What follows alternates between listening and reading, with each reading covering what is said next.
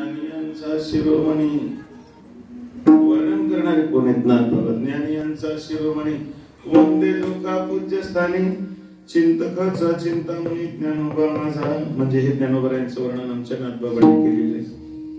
ज्ञानोबारायांचं वर्णन कोणी नाही केलं, तुम्ही सांगा ना. यांनीच वर्णन केले. ज्ञानदेव ज्ञानदेव म्हणतात, ज्ञानदेव देतो, हे सुद्धा वर्णन नाथबाबांनीच केलेलं आहे.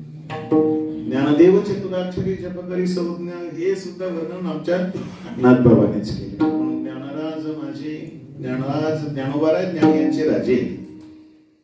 आता सांगायचं म्हणजे एक वाक्य मी वाचले असं, ते दादा महाराजांच्या मुखात. दादा महाराज म्हणजे गुरुनानक गुरुजींचे गुरुजी. दादा महाराजांनी असं वाक्य केलंय की ज्ञानोबाराय सारखा अवतार ज्ञानोबारायच्या अगोदर झाला नाही. त्याला एक जोडून वाक्य लिहिले, ज्ञानोबाराय सारखा अवतार ज्ञानोबारायनंतर होणं शक्य नाही. आता हे वाक्य वाचल्यानंतर एखाद्या सुज्ञ माणसाच्या मनामध्ये असं निर्माण होतं, बरं हे पहिलं वाक्य शक्य आहे की ज्ञानोबारायच्या अगोदर ज्ञानोबाराय सारखा अवतार झाला नाही, हे शक्य आहे. पण ज्ञानोबारायनंतर असा अवतार होणारच नाही म्हणजे काय? दादांना काय भविष्यातलं कळत होतं का? ते त्या येणाऱ्या कालाचे ज्ञाते होते. मग त्यांनी असं त्याच्यात पर्याय मांडलेला आहे की जर भगवान विष्णूंनीच असं ठरवलं की ज्ञानोबारायांपेक्षा थोडा काकंदर सरस असलेला अवतार घ्यायचं, शक्य होईल ना भगवंतांना? शक्य होईल ना ब्रह्मांडाने? भगवंतांना काय करतो. पण दादा महाराजांनी ज्या अर्थी लिहिले त्या अर्थी आपले गुरु वर एक साखरे महाराजांनी असं लिहिले, ज्या अर्थी दादा महाराजांनी लिहिले त्या अर्थी याच्यामध्ये काही तथ्य असलं पाहिजे.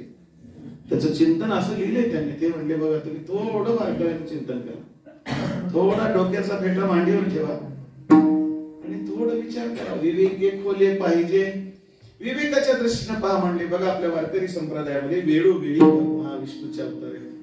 ज्ञानोबारायाच्या नंतर 350 वर्षानंतर जो अवतार झाला भानुदासाच्या कुळी, महाविष्णूचा अवतार. भानुदासांच्या कुळामध्ये नाथबाबा म्हणजे महाविष्णूचा अवतार. ती म्हणली बघा, तुम्ही त्या अवताराला सुद्धा, म्हणजे हे ज्ञानोबाराय महाविष्णूचे अवतार आणि नाथबाबा सुद्धा महाविष्णूचे अवतार. पण म्हणजे बघा, त्या महाविष्णूच्या अवताराला सुद्धा असं वाटलं की कोणाचं वर्णन करावं? ज्ञानोबारायांचं वर्णन करावं. म्हणजे एक महाविष्णूचा अवतार ज्या अर्थी दुसऱ्या महाविष्णूच्या अवताराचं वर्णन करतोय त्या अर्थी पहिला अवतार या अवतारापेक्षा थोडा सरसच. म्हणजे आपल्याला नाथबाबामध्ये काही एरर्स दाखवायची तर त्रुटी हे असं नाही, हे चिंतन करता घेतले. नाथबाबा तेच ज्ञानोबाराय. आम्हातया परस्परे बाहेर राम, ते जर एकमेकांसमोर आले ते असंच म्हणतील, आम्हातया परस्परे बाहेर रामाची अंतरे अंतवट वस्तू विचारे मी तेची ते, असं ते म्हणतील. म्हणजे दोघांमध्ये काही भेद नाही.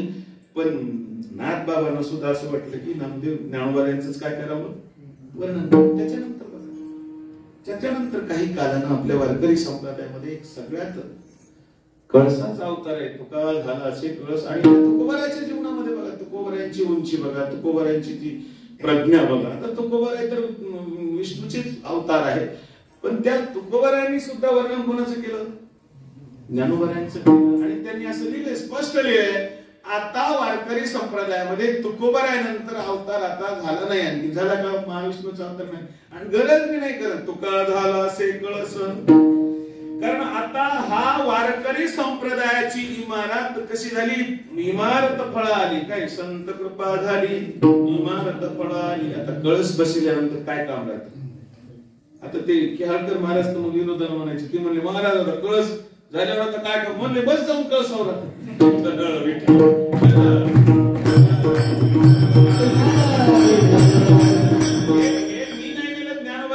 देवळाची कामा कळसू. एकदा कळस बसला की ते देवळाचं काम पूर्ण झालं म्हणत. गंगा समुद्राला मिळाले की त्याचं गंतव्य स्थान संपलं आणि जीवानं आपली जीवदशा उल्लंघन करून आत्मस्वरूपामध्ये प्रवेश केला की त्याची धाव संपली. विठ्ठल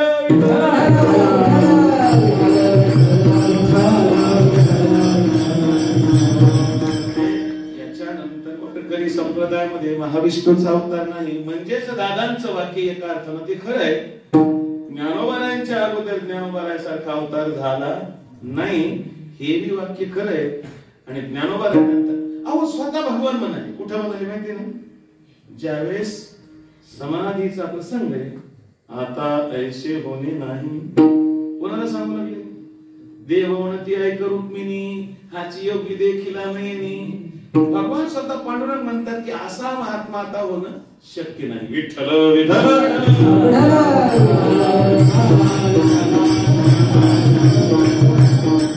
देवाच्या बोलण्याला काय म्हणायचं? कोणतं प्रामाण्य म्हणायचं? स्वतः प्रामाण्य. सुप्रीम कोर्टाचा निकाल. हे नेहमी ज्ञान होताना स्वतः प्रामाण्यानं व्हावं आणि त्याच्यावर अप्रामाण्य कधीच येऊ नये. तसं वेदाचं बोलणं हे सुप्रीम कोर्टाचा निकाल, स्वतः प्रामाण्य. संतांचं बोलणं हे स्वतः प्रामाण्य. शास्त्राचं बोलणं हे स्वतः प्रामाण्य. त्याला पुन्हा पुरावा मागण्याची गरज नाही. ते त्याचा शेवटचा निर्णय. आता विठ्ठल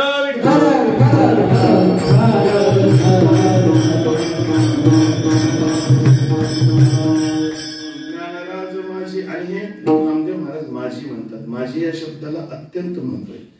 माझं म्हणण्यामध्ये फार मोठे काय आपुलकी आहे. तुम्हाला ते प्रसंग माहिती, मी सांगत बसत नाही. त्या विवेकानंदानं 1898 मध्ये शिकागोच्या धर्म परिषदेमध्ये भारतीय तत्वज्ञानाचा प्रचार आणि प्रसार करण्याकरता तिथे गेले आणि त्यांना फक्त 5 मिनिटाची संधी दिली होती. त्यांना म्हटलं हा भगव्या पगडीवाला काय सांगणार आहे. मग उगा कुत्सित बुद्धीने त्यांना एक 5 मिनिट शेवटचे दिले होते आणि त्यांनी बोलायला सुरुवात केली महाराज. सगळे असं बोलत होते, जेंटल अँड लेडीज मॅन असं म्हणत, जेंटलमन अँड लेडीज असं म्हणत होते. त्यांनी सुरुवात केली, माय ब्रदर्स अँड सिस्टर्स. हा गाजलेला शब्द आहे त्या काळातला. 1898 मध्ये ही घटना घडली. म्हणजे माझ्या बंधू भगिनींनो या शब्दानं सगळ्यांच्या हृदयाचा ठाव जिंकला. आताही नेते लोक माझ्या बंधू भगिनींनो म्हणतात. हृदय तू हाला हल मधुतिष्ठती जीव हादरे. मधु म्हणजे तोंड म्हणजे ओठावर तर हे मध आहे. हृदय तू हाला हलम. आताच माझ्या बंधू भगिनींना याच्यावर विश्वास ठेवू नका. विठ्ठल विठ्ठल.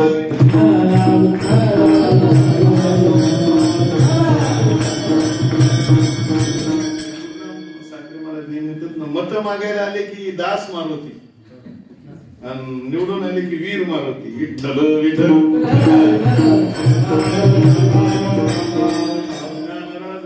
योग्यांची माऊली जेणे निगमवल्ली प्रगट केली. योग्यांची माऊली का म्हणली त्याचं कारण आहे. अनेक प्रसंग. आता हा अभंग विश्वतोमुख आहे. या अभंगावर किती कीर्तन केले तरी याचा अर्थ संपत नाही.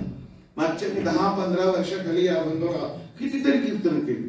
मग कीर्तन कसं करायचं? शेवटचं चरण घ्यायचं, नामावनी ग्रंथ श्रेष्ठ ज्ञानदेवी, आणि पूर्ण हा अभंग त्याच्या भोवती रोटेट करायचा. रोटेट करायचा म्हणजे फिरवायचा. ग्रंथ श्रेष्ठ कसा आहे त्याचे विकल्प तयार करायचे आणि त्याच्यावर बोलायचं. आणि मग शेवटी मग असं असणारे ज्ञानोबा आहे कसे शेवटी सांगायचे ज्ञानोबा माझी योगींची. कधी कधी अध्यात्म विद्येचे विदेशी रूप या चरणावर थोडा अभंग फिरवायचं. कधी कधी 56 भाषेचा केला. सगळ्या अंगानं हे अभंग विश्वतोमुख आहे. मला अर्थ बोलाची भावाचा फुलुरा होत जाय मतीवरी. त्याच्यातून भावातून भाव उत्पन्न होतात. जसं लाटातून लाटा निर्माण होतात ना, हा अभंग आहे. आणि याच्याबद्दल आपण काय, हा अभंग विश्वतोमुख अभंग आहे. तसं तर संतांचं वाङ्मय विश्वतोमुखच आहे.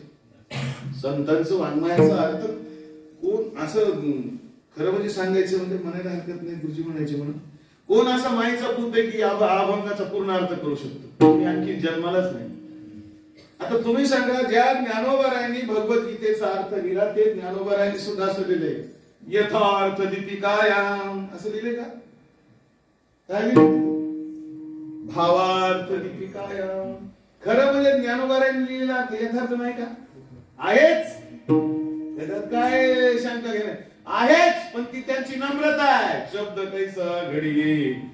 हो, ज्ञानोबाराय सारखं कोण बोलू शकतं? ज्ञानोबाराय म्हणजे साहित्यिक नाही, साहित्य शास्त्रकार आहे. पण ते म्हणतात भावार्थ मी जे केला ते भावार्थ केलाय. खरं म्हणजे ज्ञानोबारायाने यथार्थच अर्थ केलाय.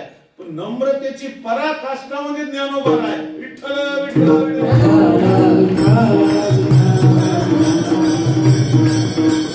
पण जीव कोटीतल्या महाज्ञांना हा या अभंगाचा अर्थ पूर्णतः होऊ शकत नाही. कधी कोणताही कीर्तनकार म्हणतो इथेच अभंगाचा भावार्थ संपलाय असं गृहीत धरून आपण भजन करूया विठोबार कुमारी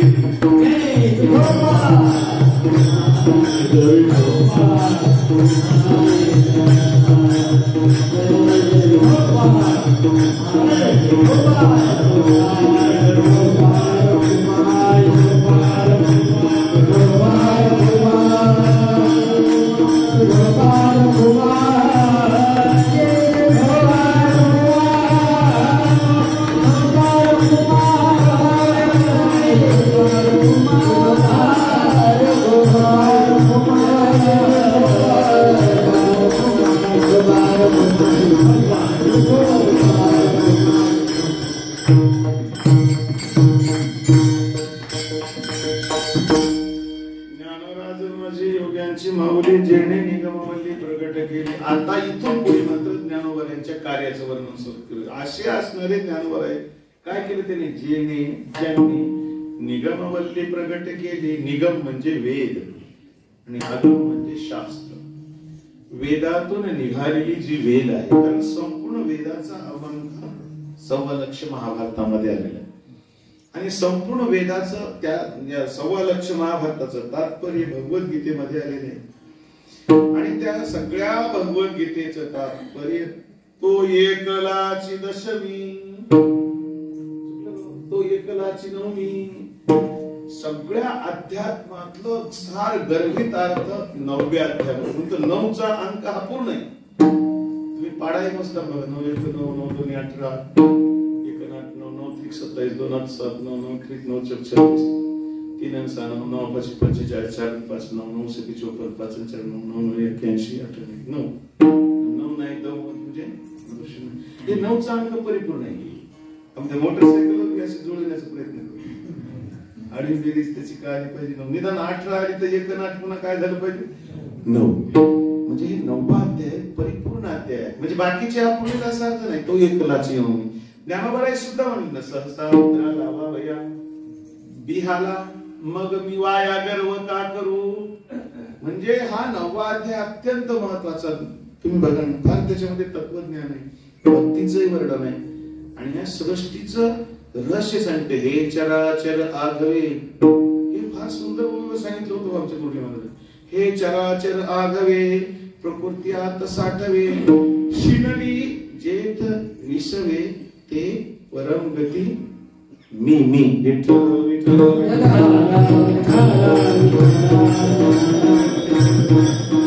तर जेणे निगमवल्ली प्रगट केली. म्हणजे ही वल्ली म्हणजे दुसऱ्या चरणात गीता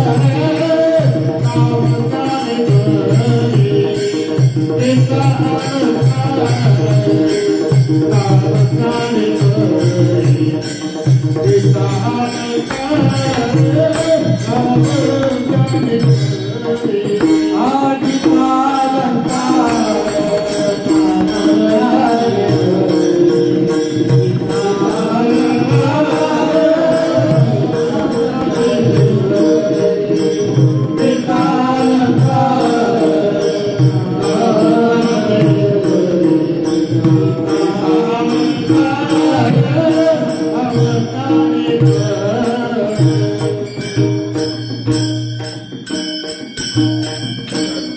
ज्ञानराज माझी योग्यांची माऊली जेने निगमवल्ली प्रकट केली गीता अलंकार नाम ज्ञानेश्वरी ब्रह्मानंदाला रे प्रकट केली ज्ञानोबारांनी गीता रूपी या ग्रंथाला अलंकार घालण्याचं काम केलं. गीता कोण आहे? भगवंताची कन्या आहे. भगवान कसं अत्यंत सुंदर आहे. राजस सकुमार मदनाचा पुतळा अशा प्रकारचा परमात्मा. त्या परमात्म्याची जर कन्या गीता असेल त्या गीतारूपी कन्येला अलंकार देण्याचं काम ज्ञानोबारांनी केलं. मग तो अलंकार म्हणजे त्या गीता अलंकार नाम ज्ञानेश्वरी ब्रह्मानंद लहरी प्रकट केली म्हणजे रूपक केलेले गीतारूपी हीच कोणी कन्या आहे, भगवंताची कन्या आहे. आणि त्या कन्येला सुशोभित करण्याकरता अलंकार वापरला. हा अलंकार म्हणजे दागिना. दागिना हा आहे ज्ञानेश्वरी. पण कधी कधी असं घडतं बाबा. काय असतं? एक ओवी अंगाचे मी सुंदरपणे लेनिया अंगची बैलेने लेनी अंगची बैलेने म्हणजे याला नॅचरल ब्युटी म्हणायचं. ब्युटी पार्लर मधली ब्युटी नव्हे. That is called artificial beauty. कृत्रिम ब्युटी वेगळी. बरोबर आहे. म्हणजे नैसर्गिक सौंदर्य वेगळं आणि आर्टिफिशियल म्हणजे मोडून तोडून digital. That is called digital. ते मात्र कसं असतं? ते आर्टिफिशियल असतं. आणि ते सतत जर आर्टिफिशियल केलं ना ते एखाद्या बंदरासारखं दिसतं. हे आर्टिफिशियल काहीच कामाचं नसतं. विठ्ठल विठ्ठल.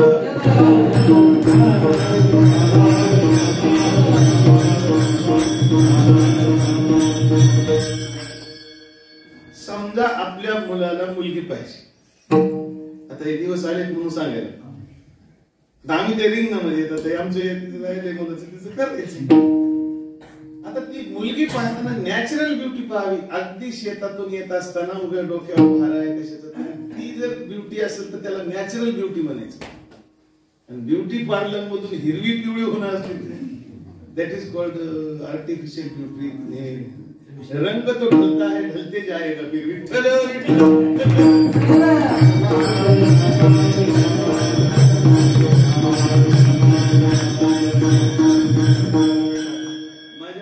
भगवंताची जी कन्या आहे ना ती अत्यंत सुंदर आहे. गीतारूपी कन्या नॅचरल ब्युटी.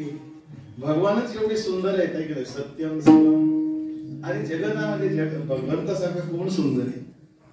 मला तर असं वाटतं ज्याला भगवंताचा सुंदरपणा कळाला. मी नेहमी एक वाक्य उच्चारत असतो. ज्याला भगवंताचा सुंदरपणा कळाला त्याचं जगातलं सुंदरतेची जी कल्पना आहे ती डिलीटच होऊन गेलेली असते. विठ्ठल विठ्ठल.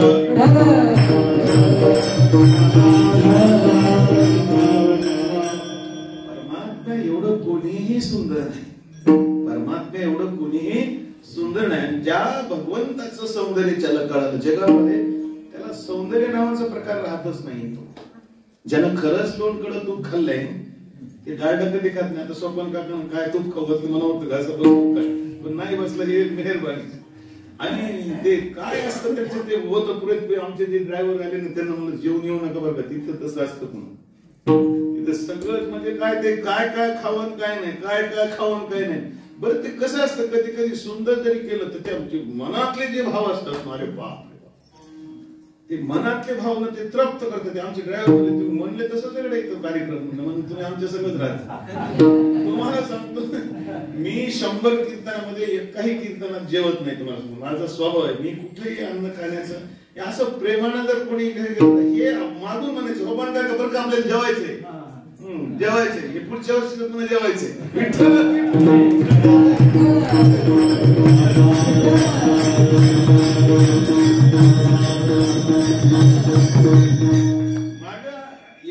हे ड्रायव्हर आले होते आमच्या ताईकडे जेवायला होतं. ते म्हणजे काय नेमकं म्हणजे काय आदर सत्कार काय म्हणजे आल्या तेव्हापासूनच करत सांगायचं म्हणजे आहे की नाही. म्हणजे मनातून ज्या गोष्टी असतात तर ते सगळं सगळं तुमच्या गावात सगळंच बरं का. म्हणजे एका म्हणता भले असं नाही सगळीकडे असंच आहे.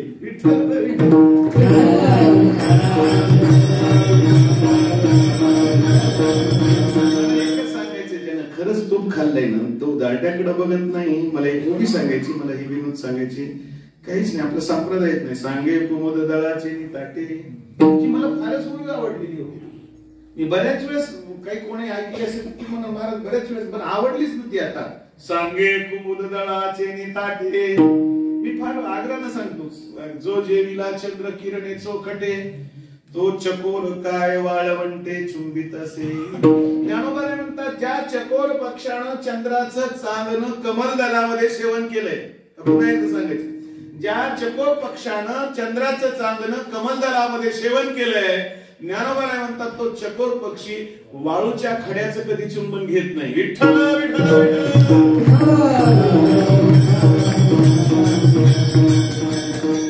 भगवान परमात्मा एवढा सुंदर आहे, तर त्यांची कन्या किती सुंदर असेल. त्या कन्येला दागिना चढवला. आता दागिना कधी कधी काय होतं, त्या दागिन्यामुळं शरीराला शोभा येणं एक वेगळी गोष्ट आहे, ती लो क्वालिटी. पण दागिन्यालाच शोभा आली. अंगाचे सुंदरपणे लेनिया अंगची होय लेणे. तसं कोणाला कोणी शोभा आली कळत नाही. ज्ञानेश्वरीमुळं गीतेला शोभा आली का गीतेमुळं ज्ञानोबांनी असं एक आश्चर्य लिहिलंय तुम्हाला सांगतो. 18व्या अध्यायामध्ये गीते विन रंगू दावी काय अर्थ होतो याचा. त्यांनी असं सांगितलं, जर एखाद्याला संस्कृत श्लोक येत नसतील तरी आमची ज्ञानेश्वरी नुसती ज्ञानेश्वरी वाचन केली तर गीते विनही रंगतदारपणा त्याच्यामध्ये आहे. गीता बी नाही वाचली त्याच्यामध्ये. त्याचं कारण आहे की ज्ञानेश्वरी गीतानं तुम्हाला त्याचं लसन एक त्या गीतेवर भाष्य नाही, ती गीता मग कुठं कुठं कशी बसविलेली. समजलं का? म्हणजे त्या बघा ना, कधी कधी एक तुकडा वर येतं, त्या अर्धा तुकडा त्या श्लोकाच्या खाली. म्हणजे ज्ञानेश्वरी मध्ये पुन्हा गीता बसवावं लागली. ज्ञानेश्वर महाराजांना अखंडच सांगितले की म्हणतात असं कसं लिहिता आलं. म्हणजे ते श्रीकृष्ण परमात्मा हे काय वेगळे होते काय. तोची अवतार धरी अलंकापुरी. सगळ्या गीतेचा अवंक त्यांच्या डोक्यात. जे श्रीकृष्ण परमात्मा होते तोची अवतार धरी अलंकापुरी, तोच ज्ञानोबांचा अवतार म्हणजे कृष्णाचा अवतार म्हणून त्यांनी सलगच लिहिली आणि त्याच्यात नंतर श्लोक बसली. विठ्ठल विठ्ठल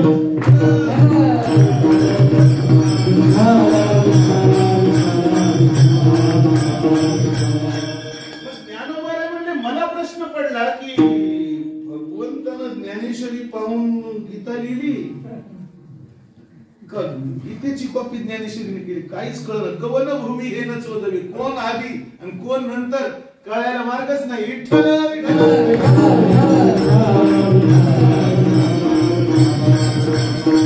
नंतर एखाद्याला गीतेची संथा येत नसेल, एखाद्यानं गीतेचं एक अक्षर बी पाहिलं नसेल तरी त्याला गीतेचा अर्थ संपूर्ण कळतो, कारण ज्ञानेश्वरी पूर्ण त्या गीतेच्या अर्थानं भरलेलीच आहे. विठ्ठल विठ्ठल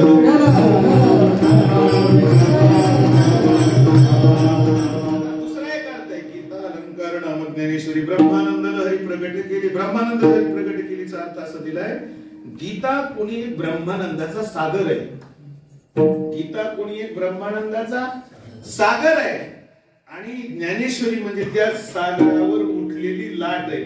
आणि लाट आणि पाण्यामध्ये काय नसतो, लाटा नाही तर पाणीच आहे. म्हणजे लाट आणि पाणीचा अभेद आहे. तसं ज्ञानेश्वरी गीतेचं दोघांचं काय अभेद. विठ्ठल एवढं करून ज्ञानोबांनी जगाला काय दाखवलं तिसऱ्या चरणात. अध्यात्म विद्येचे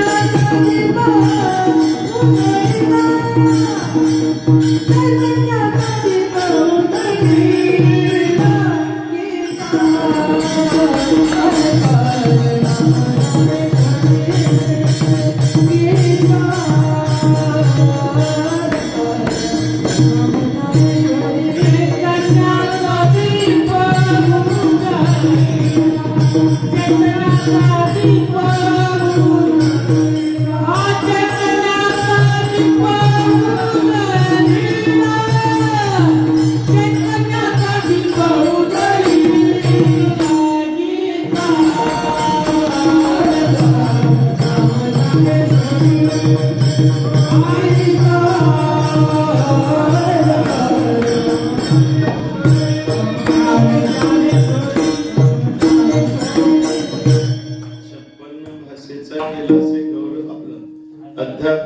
विद्येचे दाविलेसे रूप चैतन्याचा दीप उजळलेला अध्यात्म विद्या कशाला म्हणतात याने दोन प्रकारचे विचार सांगितले. हे मृदंगाचे फार सुंदर वाजवले, खरंच पाहायला एकदम सुंदर. पण दिसायला तो पोरग साधा आहे, साधी राणी मात्र बेस्ट आहे पोरग आहे. लाल बहादूर शास्त्री सारखं भाऊ विठ्ठला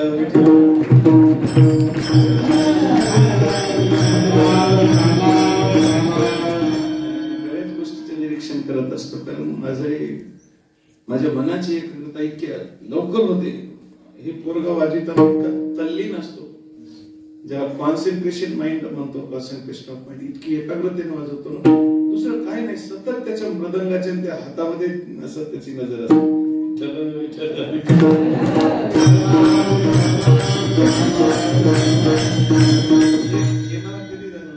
ते म्हणताना असं इतकं सुंदर कॉम्बिनेशन. आणि हे काय भजनामध्ये सुद्धा मला भजनातलं काही येत नाही, पण मला कळतंय की हे दोन्ही कॉइन साइड जर झालं ना, म्हणजे कसं म्हणजे एक रूप कॉइन साइड. आता तुम्हाला विचारावं लागेल कॉइन साइड यांचं गायन यांचं वाजन दोन्ही एक रूप झालं की तिथं जे क्षण तयार होतो तो परमोच्च आनंदाचा क्षण असतो. विठ्ठल विठ्ठल. म्हणून तर नाद ब्रह्म जे पुस्तक लिहिले सात्रे महाराजांनी, ते म्हणले जर गायनामध्ये जर ब्रह्मानंद मिळत असेल, एक ज्यावेळेस आपल्या मनाची एकाग्रता असते त्यावेळेस आत्मानंदाचं भान होतं आणि तो जो आनंद आहे ब्रह्मानंदाचा आहे. मग साधं गायनामध्ये वादनामध्ये जर ब्रह्मानंद मिळत असेल तर ब्रह्मज्ञानामध्ये किती ब्रह्मानंद मिळत असेल हम तो बयान नाही कर सकते. ते सांगू शकत नाहीत आपण. काय झाले सांगू. काहीच्या बाई झाले, आपण काहीच्या बाई झालं. काहीच्या बाई झालं म्हणजे शब्दांकन करता येत नाही, त्याला आवाजचे अव्यवहार्य म्हणायचं. हे सुद्धा आवाजचे अव्यवहार्य नाही तर बोलावंच लागेल. काय करावं, कोणाचं डोकं कोणाकडं खोटा होता काय, हे बी बोलावंच लागेल. आवाजचे म्हणायचं. आणि आवाजचे म्हणजे आवाजचे एक आता हे बोलावंच लागेल. तेथीचे सांगणे ऐशेचे आहे. मग काय करायचं, गप्प बसायचं. गप्प बसल्यानंतर मग शेवट 11 वाजेपर्यंत कसं जायचं, म्हणून बोलायचं विठ्ठल विठ्ठल.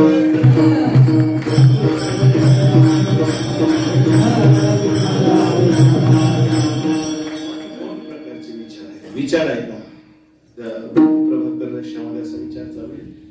जीवनामध्ये दोन प्रकारचे विचार करा, एक अध्यात्म विचार आणि एक तत्व विचार. आणि उपनिषद असं सांगतं, जो व्यक्ती तत्व विचार आणि अध्यात्म विचार करत नाही, अर्थात ते संस्कृत मध्ये श्लोक आहे पण त्याचं भाषांतर असं आहे, ज्यानं अध्यात्म विचार केला नाही, ज्यानं तत्व विचार केला नाही, तो एखादा माणूस मेला काय आणि पुत्र मांजर मेलो काय म्हणजे सारखंच ऐकायला फार बेकार वाटायला बघा. पुत्र मांजर मेलो काय आणि तत्व विचार न करता एखादा माणूस केला म्हणजे सारखंच ऐकायला नको वाटायला. पण ते तत्व विचार करायला म्हणजे म्हातारी मरायली ना. विठ्ठल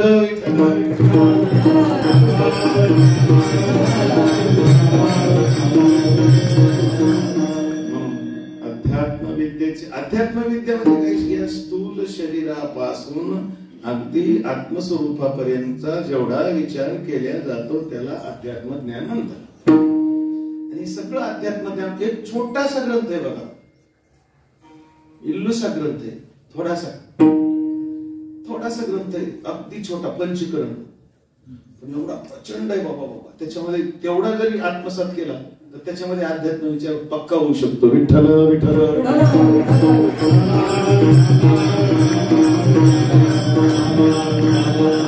अध्यात्म विद्येचे दाविलेसे रूप चैतन्याचा दीप उजळीला.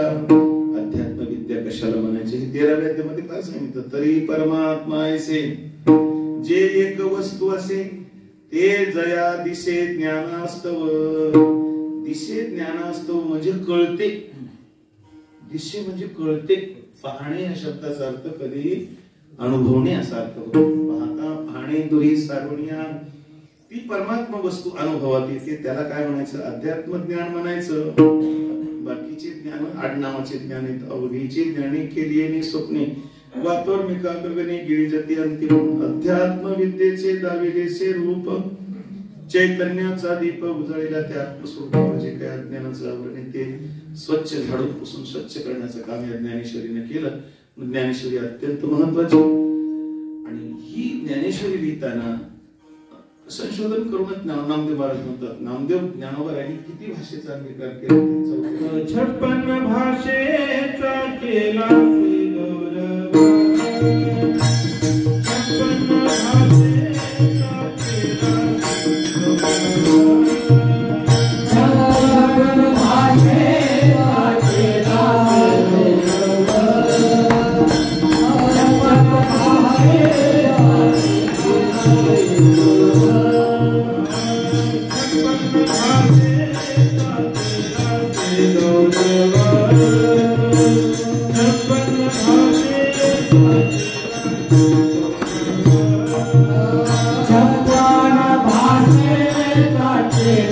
केला गौरव, 56 भाषेचा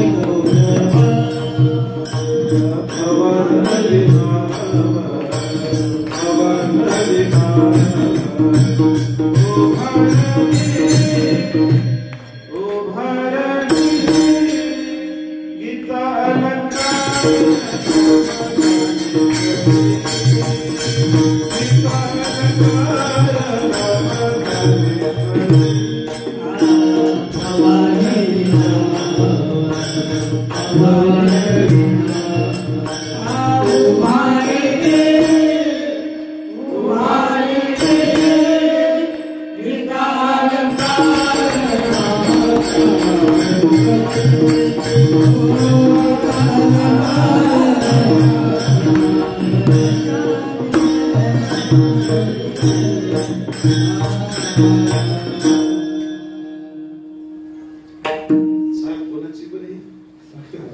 आपल्या बापाची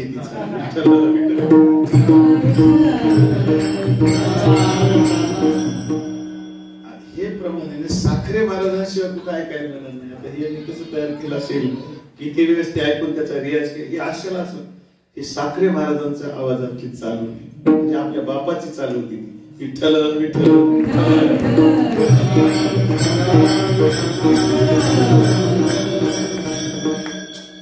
56 भाषेचा केलासे गौरव. भवान आपण लयच मोठ्याचे लेकरे, पण कळालं तर ना, कळालं तर ना. नाही तर मग कुठे जातात मोठा मोब असतो, 50,000 लोक असतात कीर्तनाला गेली, त्या जर कीर्तनाला आपण जात असतो आपला बाप आपल्याला कळाला नाही. भक्ती म्हणजे 50,000 लोक होते त्या कीर्तनाला, आणि ते त्याच्यातले अर्धे धाब्यावरच जेवली पुन्हा जाऊन. कुठं धाब्यावर विठ्ठल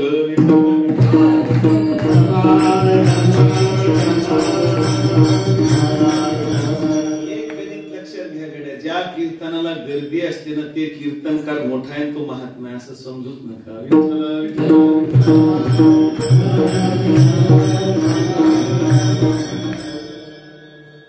आता मी गृहीत धरले माझ्या कीर्तनाला 1 कोटी लोक आहेत, तुम्ही 1 श्रोता लाख श्रोता आहे. इथं एक माणूस लाख श्रोता एवढा आहे. तुम्ही 100 असाल तर कोटी माणसं आहेत तुम्ही बसलेली. किती कोटी माणसं आहेत. विठ्ठल विठ्ठल.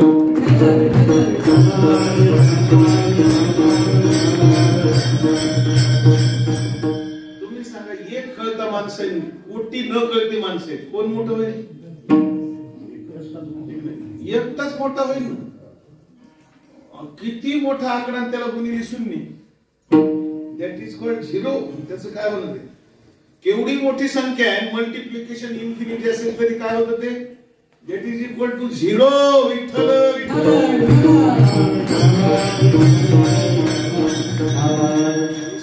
करत नाही, कारण काउंट डाऊन व्हायला आता उलटी गिनती होते.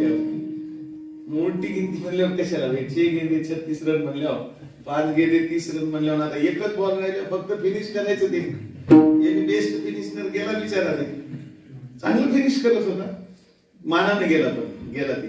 आता बघा तुम्ही 56 भाषेचा केला गौरव. भवानवी नाव भवसागरातून पार होण्याकरता तुमच्या आमच्या करता ज्ञानेश्वरी नावाची नाम उभारली. आता 56 भाषा कोणत्या? हा संशोधनाचा विषय आहे.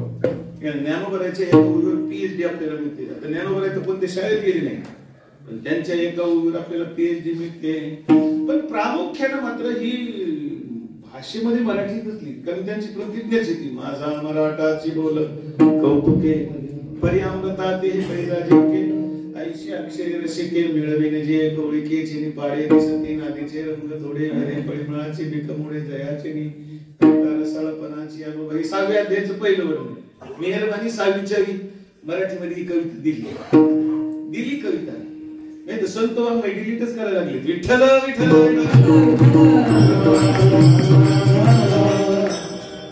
मला असा कधी प्रश्न पडतो, ज्ञानोबारायांनी ही ज्ञानेश्वरी कर्नाटकी मध्ये लिहिली असती तर केवढं मोठं नुकसान आपलं झालं असतं. ही ज्ञानेश्वरी एखाद्या तामिळ भाषेमध्ये लिहिली असती तर मी असं पाहिलं, एक कर्नाटकी माणूस भेटला महाराज, माझ्या पायात पडायला लागला. मी म्हणलो काय हो, म्हणला तुमच्यावर केवढी कृपा. ज्ञानोबारायांनी ज्ञानेश्वरी मराठीमध्ये लिहिली, त्याच्याकडे ज्ञानेश्वरी होती, लिपी कन्नडी होती, पण उच्चार मराठीतच करावं लागलो. मी तर किती अवघड जात असेल. काय म्हणालो मी, स्क्रिप्ट कशी होती कन्नड आणि टोनिंग कशी होती मराठी, किती अवघड जात असेल. आपलं तर तसं झालं नाही. आपल्याला तोंडात घाल दिलाय पण गिळायची सोय नाही. कावळ्याला आला ते आंब्याला आला पाड आणि कावळ्याला आला मुखरोग, लिंब निंबोळी या म्हणून आला, असं झालं आहे की नाही. आपल्याला गिळायला सुद्धा नको वाटेल. ते म्हणलं तुमचं केवढं भाग्य, त्याच्या डोळ्यात पाणी होतं. मला ही ज्ञानेश्वरी समजून घ्यायला आम्हाला किती कष्ट करतात आमच्या आम्हालाच माहिती. तुमच्यावर काय ज्ञानोबारायांनी कृपा केली. ही स्क्रिप्ट सुद्धा मराठी आणि याची टोनिंग सुद्धा. तरी जर ज्ञानेश्वरी वाचत नसेल तर त्याच्यासारखा रिकामी जागा तेच काय म्हणते सोपान काका, तुम्ही सांगा. माफी म्हणा म्हणा विठ्ठल विठ्ठल.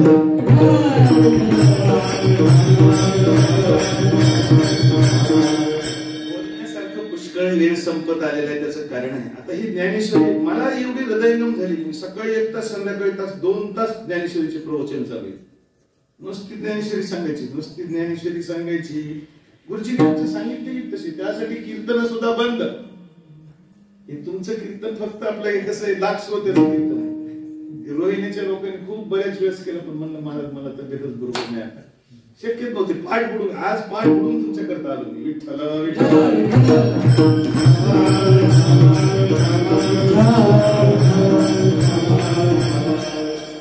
ज्ञानेश्वरीचं एवढं आकर्षण झालं बाबा. म्हणून तर मी म्हणलं वैद्य सर तुम्ही ज्ञानेश्वरी 1 दिवस घेता.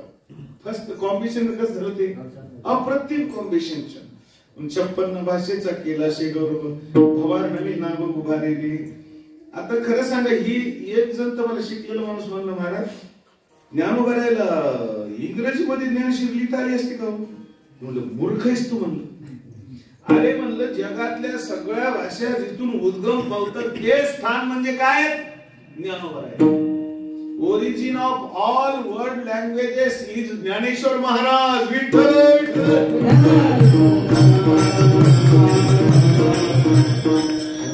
जास्त शिकलेलं नव्हतं, फिजिक्सचा PhD होता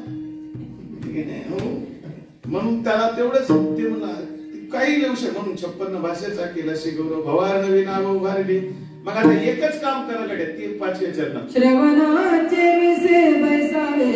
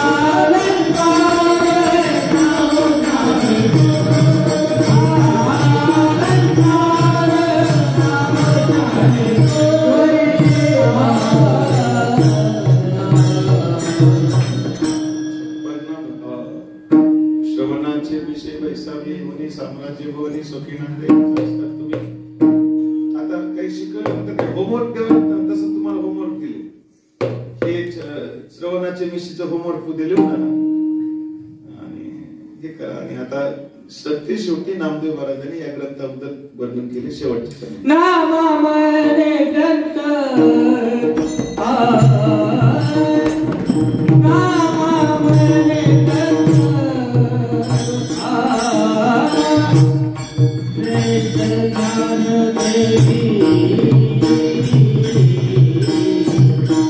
नामामने ग्रंथ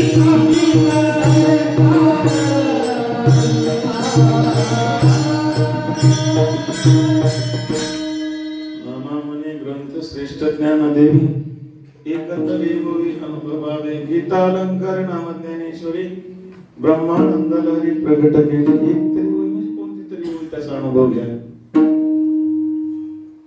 कोणती तरी होई म्हणजे आमच्या गुरुजींनी सांगितली होती ती सांगतो तुम्हाला. त्यांनी मला ही गोष्ट सांगितली होती म्हणजे ऐशिया प्रतिती बोध सागरी ऐशिया प्रतिती बोध सागरी तो आपण या ते कल्लोळ एक करी मग जवपासी तव चराचरे तव तुझी आशी ब्रह्मवादाची उभी जिथं पाहता ते ब्रह्मचे बस ही उभी अनुभवायची किंवा अनेक अशा उभ्यात अनुभव घ्यायच्या. तर एकतरी उभी अनुभवाने गीतालंकार नाम ज्ञानेश्वरी ब्रह्मानंद लहरी प्रगट केली शिवा परमात्मा पंढरीनाथाचे चरणी अर्पण करूया. गुरुनाम गुरुजींचे चरणी अर्पण करूया. माता वर्गाचे चरणी अर्पण करूया. सगळ्या श्रोते मंडळींच्या चरणी अर्पण करून येथे चुकलं असेल तर सगळं माझं बरोबर असेल तर ह्या पोराचं सगळं या पोराला श्रेय देतात ज्ञानेश्वर